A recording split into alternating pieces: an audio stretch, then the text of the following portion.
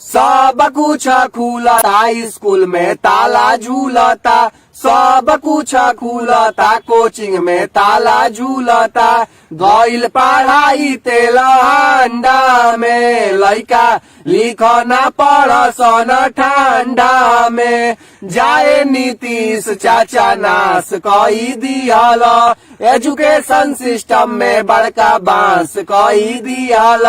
खाली बाझल रहेला दारू गांजा में, गइल पढ़ाई तेल हांडा में, लइका लिख ना पढ़ सन ठंडा में।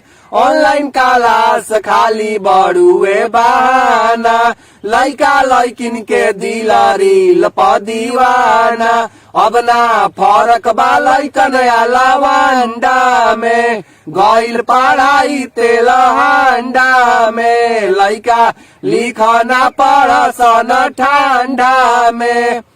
ये नीतीश चाचा नमस्ते, हम दोनों भाई आपसे बड़ी नाराज हैं। आपके बिहार में बड़ी स्थिति खराब है, आप खाली शराब पे और शराबियों पे ध्यान दे रहे हैं, शिक्षा रोजगार पे तो ध्यान नहीं है आपका।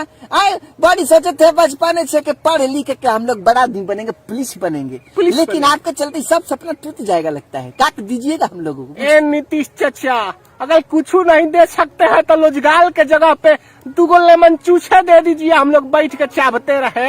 हमको डेयरी मिल्क वाला दीजिएगा, वो हमको अच्छा लगता है। रोजगार तो आप दीजिएगा नहीं, आपके बस का है ये नहीं है, खाली शराबियों के चक्कर में रहते हैं। हम बच्चों पर ध्यान नहीं दीजिएगा महाराज, बड़ी पाप लगेगा बच्चों पे आपका। जान लीजिए ना, हम मम्मी पापा से कह दिए हैं कि अगला बार इनको वोट नहीं देना है, नहीं देना, ठेंगा देना है, ठेंगा। I hate you.